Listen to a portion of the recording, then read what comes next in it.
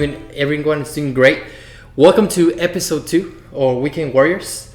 For this episode, we went a little over the board, saying, you know what, we're gonna make it a little more creative. We're gonna have a little adventure. We decided to travel to San Antonio to meet with Jonathan.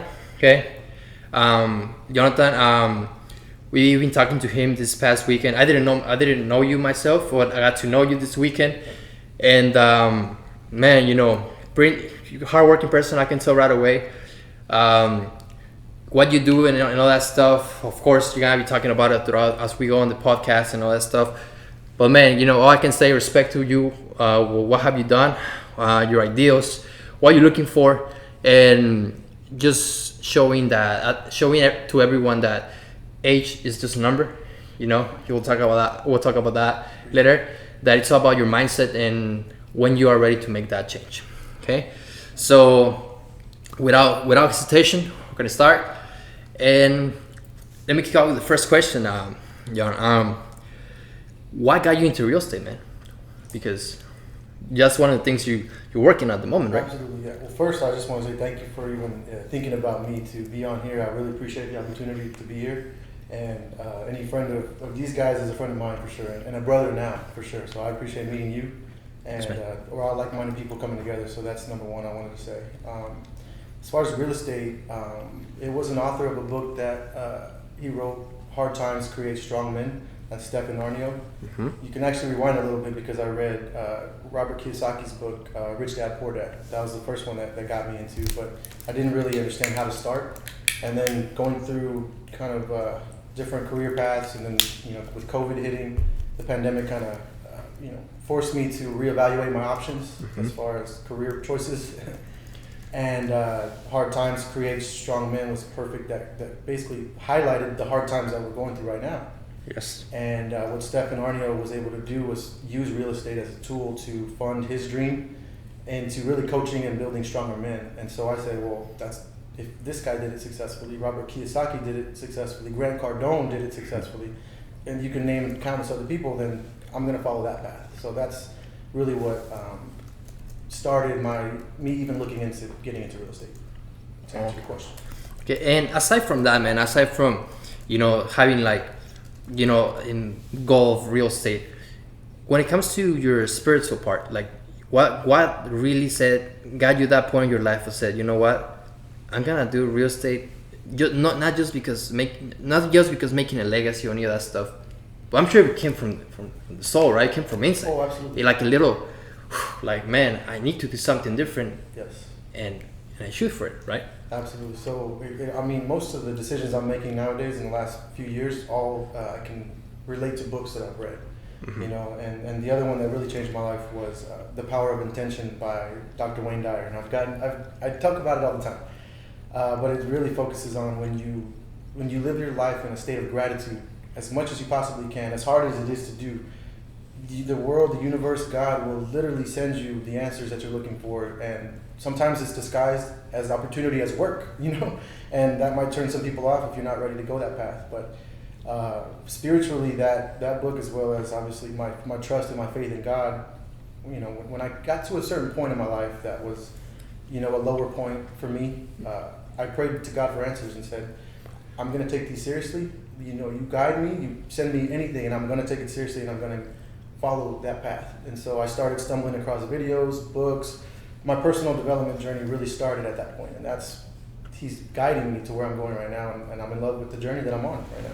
Perfect, man. Perfect. That's awesome, dude. And I want to say thank you for introducing me to that book, because we actually met in Nebraska doing a political job with Aaron. I was with Aaron there at the time. We met him, and man, basically the company put everyone in like a hotel. And literally majority of the employees were like partying, doing this and that. And John showed up with a different mindset. We noticed it right away. And that's something like that we looked up to.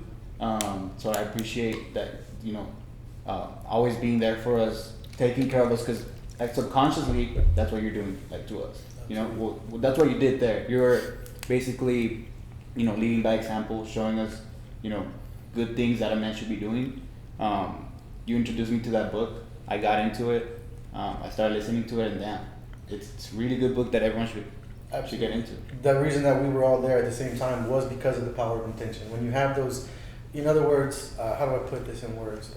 We attracted each other into that same, we had the same mindset, we had the same ideals. We were meant to meet each other, and I truly believe that. And especially you, that you're here doing this. Now the message that we have, that we're trying to spread, to build stronger men, to just improve people in general. Not saying that I'm better than anybody, because I'm not. The only person that I'm better than is myself from yesterday. And I teach my kids that. But we're all on that same path, you know what I mean? That's why we're here today, and then we continue to spread this message now that we're putting this out in video. It's like, that's what we're trying to do, that's the goal. Yeah, and I remember like when we met, I had no idea that book existed, and now I know some people read it, like you basically are planting the seed to more people, and then those people are planting more seeds. Yes. So it's a good thing that you're doing that, because I feel like in society today, that's what we need. We need more men, like more harder men. Guidance. And gratitude is the secret ingredient. It's unfortunately it's a secret, but because it's so easy to be offended or pissed off or whatever, just from anything, traffic, stubbing your toe, whatever it may be. But if you could just continue to remind yourself, like, appreciate everything that God has put on this earth for us, the smallest little things. Like for me, it's seeing a cardinal flying into a tree. I'm like, oh, it's so beautiful. That gratitude, it always brings me back. Like, I love where I'm at right now, always. No matter where I'm at, I'm supposed to be here because God intended me to be here right now. And instead of looking at the negatives in the world, I mean, you see the negatives in the world. Of course, you can't ignore them. They're all over the place. But you don't let that define you, and you don't let it knock you off your emotional center. In other words, you look for a solution to say, how can I combat this in a positive way and empower people? And that's really my main message throughout. Yeah, and that's unfortunately something that we don't see. A lot of people focus on the bad stuff, right?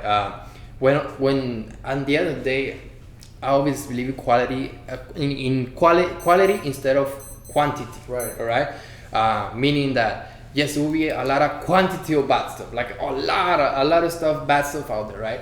But there's always that little valuable thing, good thing that gets us inspired to do that next level, right? Angel, I'm sure you felt that with your family now, and the challenges you're facing right now, and they're making you better, right? People will complain, oh, I have this going on, and they call it a problem, right? Why a problem? It's a challenge, my friend. Absolutely. That's maybe that's what I think. Definitely. That's where they starting to change. Well, we need to make the change, right?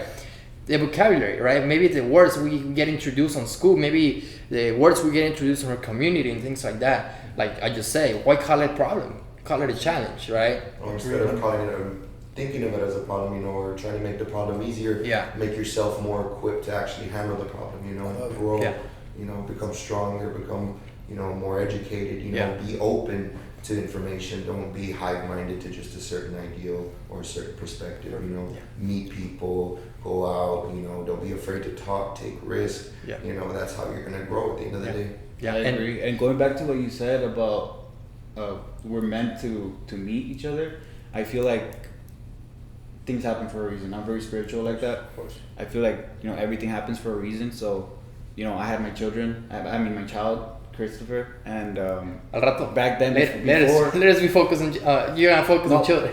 No. Later. before having my kid, I was a mess. I was a total mess. Partying all the time, doing drugs, just a total mess.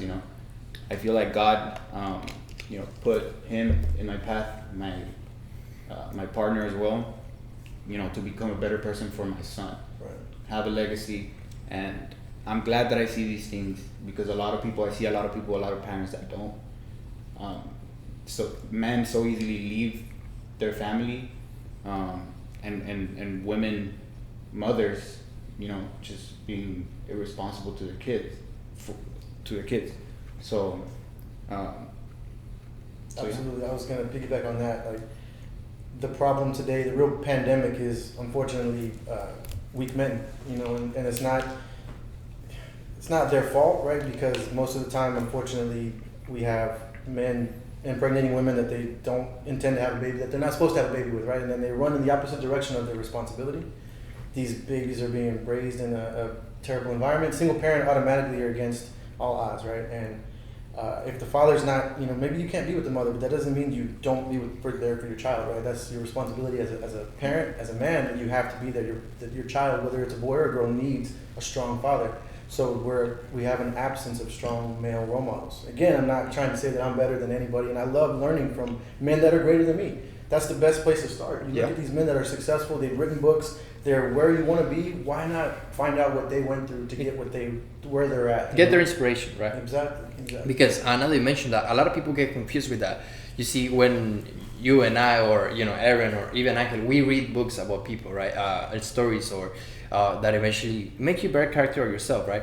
People misunderstand, like, oh, you're reading that so you can be like him. No, that's not the point. We read experiences from some other people. So if we went through it, we go like we get connected with that. Oh man, I get you. I've been there, but I haven't solved my issue. That comes for me. I need to do something. You did it, so you are inspiring me to do a solution on myself. And then people go back. You see, you're doing what he's doing. No, because he lived different circumstances that you are living.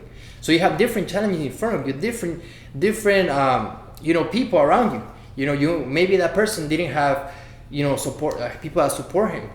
Maybe you do have like one or two. And again, going back to quality instead of quantity. That one person that you have on your life, whether it's your partner, your family, or it just takes one person.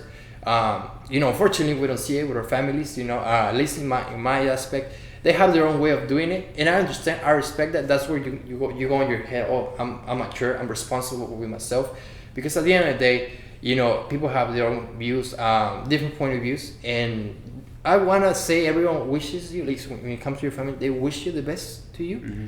But because of their experiences, because of what they went through, because of going back to it's not your fault. It's not their fault as well. Exactly. So that's where you gotta be mature, understand, man. Absolutely. They went through that. So I get why they talk that, right? And then you go like, let's play this game and break the chain, By the way, that rhymed. No, actually, that rhymed. That came natural, all right. And you did mention books, and Aaron and I talk about it. A lot of those books, you can literally find it out there, so every time I see this social media aspect, the internet, this, that, I wonder why people does just simply Google the fuck out of it. Just Google it, man. How to be books to be a better person, right? In my opinion, everything is in the Bible. Not that I read the whole Bible, but most I have people around me, special people that have helped me. Ironically, because they're my family, right? But it's all good. It's all good. It's what it is on that. They have guided me. They have given I give him some stuff out there, and they always tell me, and it's on the Bible, man. And I'm like, really? What verse and all that stuff? No, go this section of that, and you actually read it, and you go like, man, why do the people waste their time, at all? If you, because you're wasting time complaining. At the end of the day, when you can simply either search, Google it, maybe you can find a book that might change you. It doesn't have to. And some people don't even like to read, but you can listen to the audiobook. And this goes back to that. Excuses. We go back to excuses, because there's no excuse. If you really want to be better, you shouldn't put an excuse in front of you. Absolutely. Yeah. Because, like I said, there's people that don't want to read. Or there's people that are too busy to read. Right. I'll tell you one quote that really changed my mind, because I didn't always read. Mm-hmm. I didn't start reading books until seriously reading books, and the only thing I really read is personal development. Yeah. Something that's going to improve my life. I don't like fiction. I'm sure if I had the time, to read some, I probably would. Like on vacation someday when I get to where I want to be, and I'm on vacation sitting at the beach, then I'll read some fiction probably. But basically, the quote that really struck me was from Socrates, and he says, the smart man learns. I'm gonna mess it up. It's the smart man learns from everything and everyone. The average man learns from his experiences, and the stupid man already has all the answers.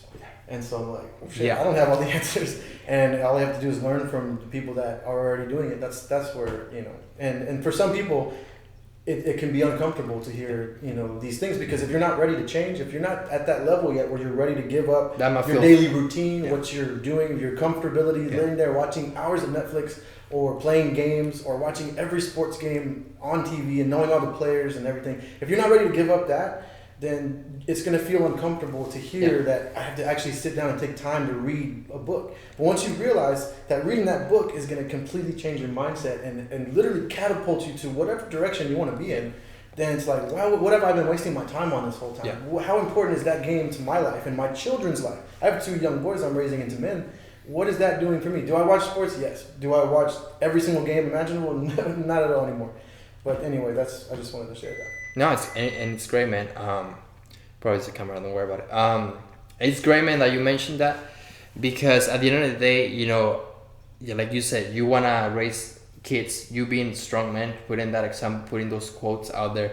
And I do believe you're right on that, because, you know, unfortunately, there's a lot of people out there that say, oh, I already know that. Oh, I already know that. No, dude, I know that. Don't worry. Yeah. I know that. Yeah, you really do know that? Go ahead, tell me by detail. Exactly. You don't know it. I mean, and you can't force it on anybody. When the student is ready, the teacher will appear. That's the quote. Another quote I've heard, and it's so true. And that is the thing, man. You know, and you don't want to go offensive with them, but the way they disrespect the idea of, man, I really mean when I say I don't know everything. So you have to become the change that you want to see and be the example. And that's really what I'm realizing is you can't force this information onto anybody. You become it and say, this is all I did. And you show people, and you surround yourself with like-minded people, and you grow that tribe, which is my mission in life right now. Is to continue to connect myself with people that think exactly like me, that are not brainwashed by the things they see on TV and the narrative that's being force-fed down our throats. They understand what's going on. And I want to surround myself with as many people like that as possible. Yeah. Because together we are stronger. There literally is more of us than there are of them. Yeah. But they have us convinced that it's the other way around. We technically, majority of society, we all want the same basic things. And they highlight the people on the outsides of the fringes that have these radical ideas, and they make it seem like that's what this side wants as a whole, and that's what this side wants as a whole. No, we're all basically right here. We want the basic necessities. We want to take care of each other. We want to have a strong community. There's all these things that we agree on, but they have us at each other's throat because of the literally TV programming. That's why it's called programming, you know? Yeah. So. Exactly. You said programming. People don't realize it's word in the dictionary, right? Oh, we're looking at the program, at the TV program, right? Exactly. And people are like, they just say it constantly, right? There's a lot of words out there that they thoroughly tell you what they're doing, right? Exactly. But we don't realize that because, you know, we grow on the society. Not only that, but like there's a lot of symbolism nowadays on TV. Right. There's a lot of bad stuff. Like you literally see it. Like you can look it up and you'll find like crazy 30-minute videos of just on bad stuff that they have on TV. And it's bad for children to see that because they're conditioned to, you know, they grow up like that. They're conditioned, you know, it's a sick thing to do. And they are the future. They are the future. Yeah. And I mean, look at us. We didn't have technology when we were kids.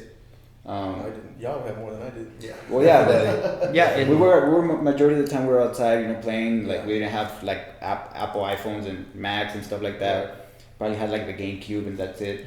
But you know, growing up, you know, a lot of us turned out good. A lot of us didn't. Right. But just imagine now, the kids now, with everything that they're giving on TV, the way society's going. Right. What did I say? The first thing I said one of the first things we talked about in Omaha, because after work, the long day, we go back and we kind of sit like this and just talk. You know, I wish that you would have been there back then, but there was 20 plus people, right? And it was just something that, you know, I talked to these young guys. I'm 35 years old, you know, and most of the guys that were down there were 18 to 24 years old. You know, that was the average age. So I was the old guy. And I'm like, y'all need to change your programming because we have a computer system up here. It operates more efficiently than a computer if we feed it the right fuel and we nurture it, right? With the environment that we're surrounded in, it's designed to make it not run optimally, right? So if we literally change the things, and if you wake up every single morning seeing, you know, on this thing and you scroll through your phone and all you're seeing is, you know, chicks showing their ass or their tits or I don't know my language or whatever. But don't worry about it, man. Yeah. By the way, if you're watching this, don't feel offended. Okay. At the end of the day, we're saying the truth. Yeah. You're saying the back to the point. Okay, so that's good. Back to the point. if that's what you're seeing, and these women, no disrespect to them, but if that's the only kind of value they're bringing to society, to the world, that's all they're showing you, you should not give that your attention, because it's programming you to stimulate emotions and hormones in your body that is unnecessary. You change your programming and start looking at positive business stuff, motivational quotes, stoicism. I mean, literally change your programming and start seeing that stuff every single day, and watch your life completely, your mindset change, and just start feeding yourself, the ingredients to success, basically, is what I personally. And I'm not there yet, but I love the journey that I'm on. I'm not claiming that I'm this rich, successful real estate investor, but I love the journey that I'm on, and I'm just at the very beginning. You know what I mean? That's good, man. And you mentioned it, when it comes to every single morning, people, not all of us, right? Most of the people get up in the morning, they watch their phones, they put that, they inject that first dopamine. Exactly. Oh, because that's what it is, that dopamine, they make, oh man, that feels great, right? But like all drugs, like all dopamine, you want more and more and more. And without even noticing it, you're damaging yourself. Absolutely. You're putting damage on yourself. It's basically the corporations that are selling you the product, but they don't really care about your health. Yeah. They just care about making money. Yeah. They just care about making money. They don't care about your health, if you're good or not. They just care if you bought the new iPhone. Yeah. They see you as a consumer. And they see you as a consumer. And nowadays it's just consume. People don't see that. People now, it's now the new norm to always be on your phone, have a watch, Apple Watch. It's very important, the Apple morning Watch. time, what you No do Apple in the Watch. morning is gonna set the tempo for the rest of the day, So if you want to reset yourself, start doing maybe the thing that you hate the most, maybe doing cardio, maybe reading a book, meditating, making a list, daily tasks, uncomfortable, weekly basically. tasks, get comfortable being uncomfortable, that's how you're gonna grow. And that's why I love the fact that I met you guys. I've always told myself, and I've read it before, I've seen it in plenty of books, you want to surround yourself with people who force you to grow, who are always constantly competing. And that's another thing, what happened to competition? Everybody's first place, everybody gets participation medals, where's the competition, where's the drive, where's the incentive to be a man, a woman, where's the incentive to be a winner? Not everybody's a winner, and that's just the sad reality of it all, but that should drive you to be a better person. And unfortunately nowadays it's easier to just give up on that and just settle for less, settle for the least path of resistance. You're right on that. And now that we're talking about that, consuming in the morning, all this stuff, we Aaron and Angel and Ingrid and myself, we didn't talk about our morning routine. Now we have you as a guest today. I would like to say, I would like to hear everyone's routine. What is your morning routine? When it comes to morning routine, people misunderstand, like, why I thought routines were bad. No. You want to get the right momentum for what's coming on the day. Sure. And for experience, I can tell you, my days, they're always different. Okay, so that's the only difference. There's no routine on the day, but when we say routine in the morning, it means one minute through your head, you're like, it gets you uncomfortable, but at the same time, it gets you momentum for that day. Okay, so I want to start with you, Aaron. What is your morning routine, man? Throw it. My morning routine right now. The first 30-40 minutes of your day. You sure you want to start with him? Because he's going to make mine look terrible. If you guys are listening on our podcast, we're just going like on an order that we have right now. But if you're watching us, you'll see why I started with Aaron. But Jonathan, if you want to start, Jonathan. It's that competition. It's that competition you started about. Like I was saying, we need competition, right? Yes, sir. Well, I wake up in the morning. Bro. I always try to stay away from my phone. And notice how I use the word try. I'm not perfect. Nobody's perfect. There's days that I'm good on it. I stay off of it. Or the information that I am consuming in the morning gets me ready for the day. But the one thing that gets me started is my workout. Deep down inside, I don't come from a family of exercising. I don't come from, health. I don't come from, hard times, and unfortunately, I'm not perfect. And like I said, I don't do it every day, but I always try to go do my workout. It's very uncomfortable for me. But like we said, it's about reprogramming ourselves and training ourselves to do the things that make us uncomfortable until we're comfortable doing them, right? So what I do in the morning is I get ready for work, pack all my bag, everything, I head straight to work. The beautiful thing is that I work at a gym right now, so I get to get there and do my workout. I do 30 minutes of cardio before I head into work, and that sets my tempo for the day. And like Mario said, every day is different. Every day brings on a new challenge. But what gets you started, what the routine should be, is setting your mindset for whatever is to come. You know, we should be able to adapt to whatever's thrown at us. And that's what I feel like people misinterpret. You know, they think, oh, routine is doing the same thing every day. And some people, unfortunately, get stuck in that, you know, the 9 to 5, and they never grow, they become stagnant, they're miserable, they complain all the time. And no, not for me. At least I really try to just prepare myself for what is to come, because I don't want to live on a routine. I don't want a 9 to 5 at the end of the day. I want to build a legacy with the tribe. I want to be able to grow and help others and bring people up. You know, I don't want to bring people down. That's, you know, we're all a part of something bigger than just ourselves, right? You know, so I mean, it always varies, but the most important thing is always just setting your mindset, getting prepared. You know, you want to plan for the best, but expect the worst. True. You know, so that's my thing. Perfect. Awesome. How about you, Jonathan? Why is that morning routine you hate it? You do your best here because it just, you know. No, for sure. Number one is I make my bed. That's the first thing I do, is I make my bed every single morning, because at least at the end of the day, at least I've accomplished that. You know, and I saw there's a speech, I think he's an admiral, he gave a speech at a graduation, and I saw that speech. Everyone should just Google "make your bed speech admiral" or something like that. Yeah. It's amazing. So make your bed every single day. Like Aaron said, I'm reprogramming. I've already reprogrammed, but I continue to program my mindset, my brain, my computer system to see positive, to see health conscious, business conscious, you know, motivational things on my Instagram feed. That's really all I follow. I don't follow, you know, a lot of it's politics as well, but I see my tribe growing. I see people that are like-minded. And then back to what Angel was saying, I see the people, like you say, the corporations are poisoning us. Well, there are plenty of people that are combating that with posting things that are alternatives, health alternatives, and they're pointing out the chemicals and things that maybe you didn't see. So I educate myself with these people, and I'm connecting with these people. I have my coffee, I'll go on my patio and I'll read, and lately I just started to journal, and I feel like the words are pouring out right now, and it's so great to put things on paper. You know, my goals, I started putting my goals down, and some of them I've already started to accomplish, and so now I got to set more, you know, and so that's something that I try to do every single morning, and I mean, that's pretty much my morning right there, and then I go to work. Perfect. How are you, Angel?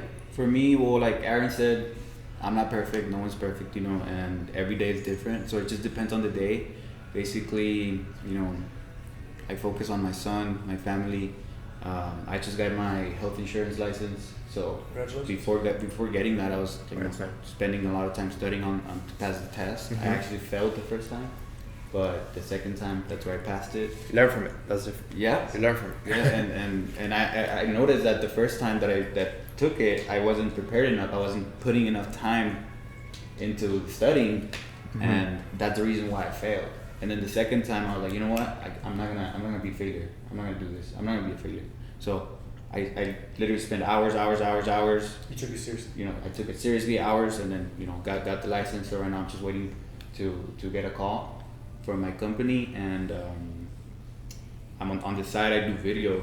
So majority of the time, I'm also just doing research on, you know, learning new things on video, editing, basically, you know, trying to get work. Learning. Yeah, you never stop learning. So, and with my editing, with my videos, I see that I see continuous improvement. So as long as I see that, I'm happy. As long as I see my son, I'm happy. So definitely, I know I'm gonna be successful in the future. If I'm surrounded by you guys, at least. Yeah.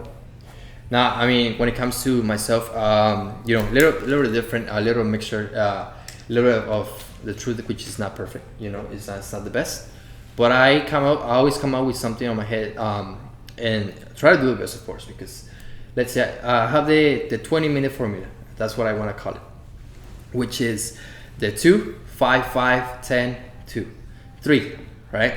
So that's, I mean, 2 minutes to do your bed, 5 minutes to stretch, like my body, 5 minutes to do a little quick hit just to put my blood flow, 10 minutes to get a quick shower, make sure it's cold. That's why it's 10 minutes before I want to start saying that's a shorter time. Trust me, when it's cold water, you gotta move your ass to take a fucking shower. All right, and obviously changing all that stuff, and then 2 or 3 minutes to write the top 5 goals of the day. That is what I just simply do on myself. And Why is 20 minutes, 20, 30 minutes? Because one of the things, guys, you gotta understand. We want to always inspire you and all that stuff, but we also want to tell you the truth. If you really want to make it to the next level in anything, obviously, Aaron and in you, myself included, fitness was the main, right? Your case, I know you have some history in fitness. You're passionate about it. You even thought of becoming a trainer, right? Once. Yes. You we thought talked about that last night. Yeah. It was a thought. You got in your head. Oh my God, I could be a trainer. I've been training. Maybe I have enough knowledge, right? Yeah. Again, it's something that's been putting work, sacrifice, and the schedule is simple of the day. You know, we work all day, and people say, how do you get that goal on everything? You're in real estate, you're videography, you're in the gym trying to be the best employee there, and eventually you wanna, you know, in the future maybe get a different job, start a company, whatever. You can be better there, right? People say, I only work 8 hours. No, it's not about working 8 hours, my friend.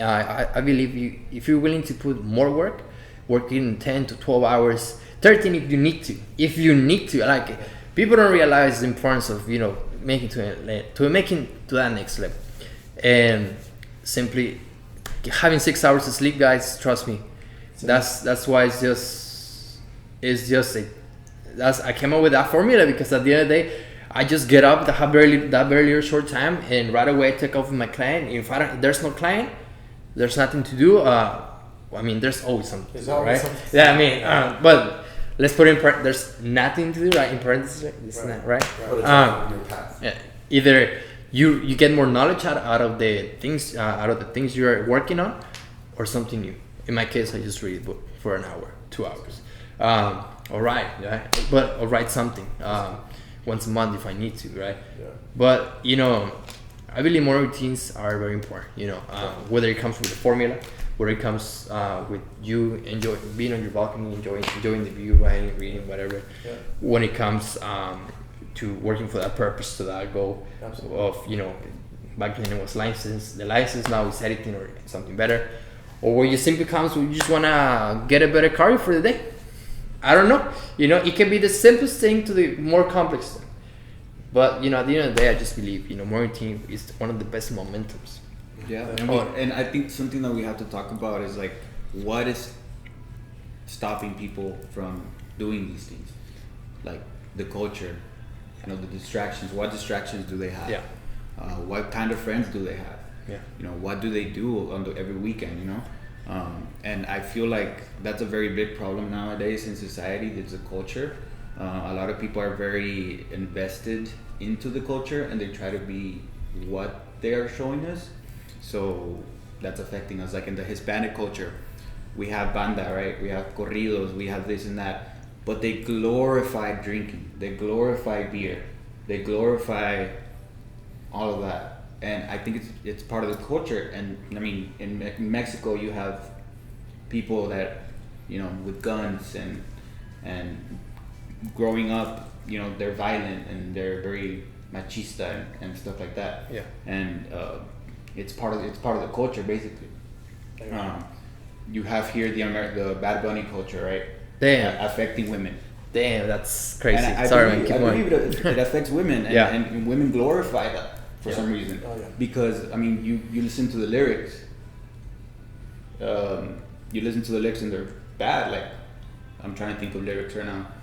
Yo perreo sola. That's not that bad. That's not that bad. Because it's basically saying I dance by myself, right? Yeah. But Lamber culo, like yeah, let's say the truth, man. Like Cardi B, you know, wet ass pussy. Like that's the number one song in the country. Yeah, right now. yeah. Even that one, that was the number one song in the country for how many weeks and weeks and weeks? 4 weeks and a half. What are we just like? How did we get here? Yeah, exactly. How did we get here? And I think Bad Bunny says like las mujeres no tienen marido, basically saying like the women don't have the husbands here, like you know, which it's kind of destroying the family apart. Yeah. And there's a lot of music nowadays that people glorify like that, like Cardi B, stuff like that, and it's affecting people in such a bad way that they don't realize. We can go deep on that topic because it's all designed. You know, the lyrics. These people that run this industry that write the lyrics for these songs. None of these artists. Some of them maybe write their own lyrics, right? But once they sign that multi-million-dollar contract, they're literally slaves. They're owned by that corporation or that music label, and they allow what content that they want them to put out. So these lyrics are on purpose to get our children, our society, men, women, everybody to adapt that culture that you're talking about right now. And I know that Cardi B was called out on that pussy. I mean, yeah, Candace Owens. Yeah, on that. Candace. Wait, what right there? Happens, brother.